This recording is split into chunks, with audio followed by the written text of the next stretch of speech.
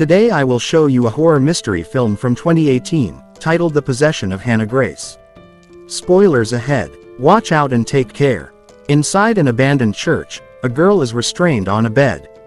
There are 3 men with her there. 2 are priests, 1 is her father. The older priest is performing an exorcism on the girl, Hannah. He comes closer to see if she's still breathing and she awakens, the demon controlling her body. The other priest sprays her with holy water, as the older one continues with the exorcism. The girl convulses and her father comes closer begging her to fight. The demon pretends it's the girl for a moment, changing its eyes to her eye color, but laughs as it tricks the father. It takes control of the older priest as well and flings him across the room, killing him. Then, it starts suffocating the younger priest. Seeing what's happening, the father takes a pillow and kills the girl, which releases the other priest from the hold of the demon. The girl's fingers move. 3 months later, Megan walks into a hospital for a job interview and is immediately joined by Lisa. They can be seen drinking coffee, as Lisa tells Megan that she will be there to help. Next, Megan is walking to the facility with Dr. Lewis, who's explaining her new job to her. He asks her about her issues at her previous job as a cop, but she says she's much better now, saying she can handle the job. They enter an elevator and the doctor says that after a while people get creeped out by the job, their imaginations running wild. She doesn't think that will happen to her. As they're going deeper inside the basement area, he tells her that the night shift can only get in and out of the facility by swiping their security card. He keeps showing her around the facility and takes her to the intake bay, telling her that while on duty she can never leave the premises. After the intake bay she is to take the bodies to the receiving room, where she is to take pictures of them as well as scan their fingerprints. They finally enter the facility's freezers and he welcomes her to the team. The next night, Megan walks into the dark hospital and talks to security in the reception area. One of the guards introduces himself as Dave and welcomes her to the night shift. Megan goes down to the resting home. Later, she's seen working on the computer, when the lights go out. She turns them back on, when a body arrives at the intake bay. Her and an ambulance worker transfer the body to the receiving area, as they talk. Next, she's capturing images of the body, then scanning its fingerprints. She puts the body in the freezer, but Dave jumps out and scares her. He follows her around, apologizing. Later, Megan continues with her work, goes to the restroom and when she comes back, she has a vision of a man standing in the hallway. Upset, she goes to take some pills, but stops herself. Next, she's seen in a meeting, sitting next to Lisa, telling the group about the man she saw previously. He was someone she was about to arrest when she was a police officer, but he shot her partner before she did anything. She shares that when she remembers the incident, she wants alcohol and pills. That day, someone wakes her up knocking on her door. It's her cop ex-boyfriend Andrew, who's there to get the rest of his things. She tells him about her new job, but he doesn't think it's the best idea to be spending that much time alone. Megan tells him that it was Lisa's idea, who's her sponsor, and that the night shift worked great for her. The next night, she's at work and the alarm for the intake bay comes on. Megan goes to check but there's no one there at first. Suddenly a homeless guy jumps out at her asking her to let him in. She doesn't do it and calls security to inform them about the man, when an actual body is ready at the intake bay. The ambulance driver, Randy, asks her to come out and help him with the body, because he can't move it alone. She reluctantly steps out, knowing that's against regulations. As they're moving the body, the homeless man walks inside the facility and takes the elevator, but Megan doesn't see him. Randy is much chattier than the previous driver and starts telling her about the body, as they're transferring it. The body was found in an alley and the perpetrator escaped, with no clue of who he is. The body is Hannah. Randy keeps talking about it, saying whoever killed her, also tried to burn her body.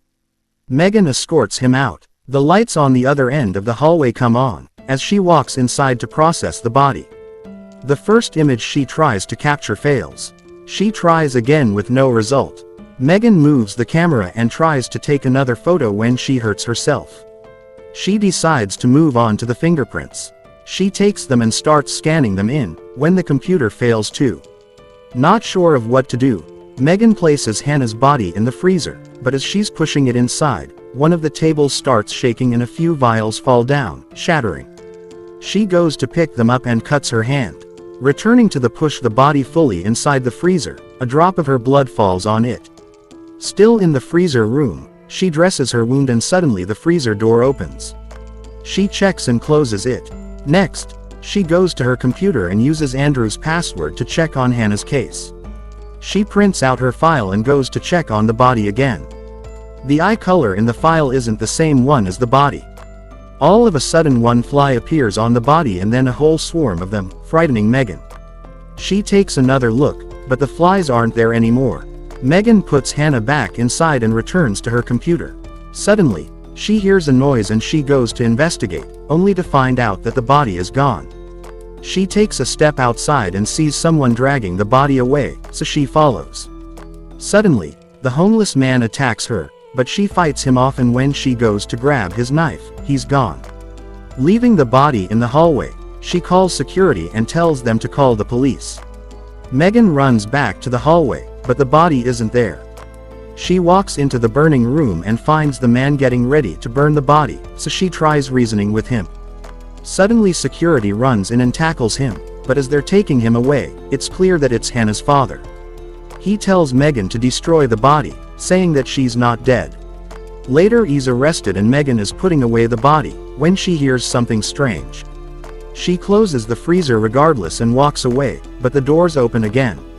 Megan is nervous to walk back, though she still takes the body out and opens the bag. Suddenly, her phone rings. It's Andrew checking up on her, but as she turns the body moves. Megan takes a closer look at it and it exhales. She wraps it up in a panic and leaves the room, when Lisa shows up at the door. She tells her that she can find someone to cover her shift, but Megan insists to stay. She tells Lisa that she heard the body exhale, but she tells her that bodies expunging air is a normal thing. Later, they're sitting in her office, talking about the attack and the night her partner got shot, when Dave walks in and tells her there's a cop that wants to talk to her. Lisa and Megan walk out and Dave stays in the facility. The door of the freezer opens again. The cop waiting for her is Andrew. He asks her how she is, but then starts asking her about a bottle of pills that have gone missing from his stuff. She gets angry with him, but before he leaves asks him to help her with something. Megan goes back down at the resting home and grabs Hannah's fingerprints. She gives them to Andrew, says that there's something odd about it and asks him to check it out. Dave plays around in the facility while he waits, but he hears something strange and walks into the freezer room. Something is moving inside the freezer, so he opens the door and looks inside, when a hand grabs and then pushes him out. It controls his body like it did the priest and drags him back into the freezer. Megan comes back in the facility and goes to the restroom. She sends an apology text to Andrew and suddenly hears someone come inside the restroom, thinking it's Dave. Her rubber band ball is rolled to her and she hunches over to see who it is, when a burned hand grabs it from the floor. Megan is terrified, but comes out of the stall. There's nothing there. Later, Andrew calls her back and tells her that Hannah has been dead for 3 months. Megan searches for Hannah online and finds an article about her, saying she was possessed by a demon. She goes to investigate the body again and notices that a huge wound that was on it previously isn't there anymore. The other security guard is looking for Dave too, when she walks to the reception desk. She asks for the security footage. Back at her office, she's going through the footage and finds a glitch that looks like the body is in the hallway. Frightened by that, she wants to take some pills again, but doesn't do it and instead goes to find Lisa and get her opinion about the footage. They're both in the facility, looking at the footage, but Lisa doesn't see the same thing Megan does. However, she does see the pills on a counter, while Megan is telling her about what the man was saying about the body in the burning room. Lisa confronts her about the drugs and doesn't quite believe her when she says she didn't take any. Her sponsor thinks that the visions she's been having are caused by stress. Lisa leaves the facility and goes to light a cigarette in a stairwell. She hears some noise upstairs and thinking it's Dave, runs up toward them. As she reaches a corner and sees Dave in the shadows, the body jumps out of the darkness and starts chasing after her. Lisa goes to the roof, but it follows her there and slowly kills her. Back inside the facility, there's another intake. It's Randy again, but this time Megan won't come out to help him. She tells him about what has happened and takes him inside to ask him about the wound on the body. He says that he saw it too, as well as her arm, that was burned when it arrived. Megan tells him that it looks like the body is healing herself. Megan is left alone again and calls Andrew to tell him that she kept his pills, because she was feeling anxious. She wanted to be honest with him. Before she hangs up, the body is seen crawling behind her, but she doesn't see it. It is in the elevator, fixing itself. Randy is driving out of the hospital parking, when he suddenly hits something. He goes out to check what it was, but his phone rings and as he answers, he hears a strange noise behind him. He investigates what it was and looks through the back of the ambulance. The body is crawling behind him. He turns around and it's there. He runs, but it pins him between two ambulances and is coming to get him too. It crawls up to him and kills him.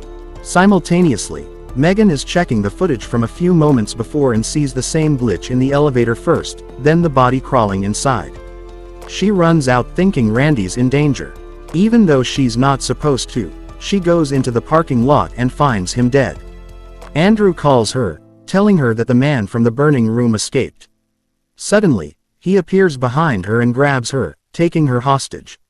He tells her to get the body out of the freezer. When he opens the bag, the body has changed again. He says that she heals herself by killing people. The man asks why it hasn't killed her too. Megan says that she believes him, so he starts telling her about Hannah, that the demon inside of her doesn't want to leave and that the blue eye is its mark. He explains that he killed her during the last exorcism to save the lives of others, but when they went to bury the body it wasn't there anymore. It killed 4 people in the funeral home. They go to the burning room, as he tells Megan that the only way to destroy the demon is to burn the body. As she looks at the fire, the demon incapacitates Hannah's father and goes after her next, but the man attacks it and saves Megan, only to end up burnt himself. She runs and the body crawls after her. Meanwhile, Andrew arrives at the hospital and finds her phone as well as Randy's body. Megan keeps running away from the walking body, but it just keeps catching up to her. It crawls up to her, as Andrew enters the facility.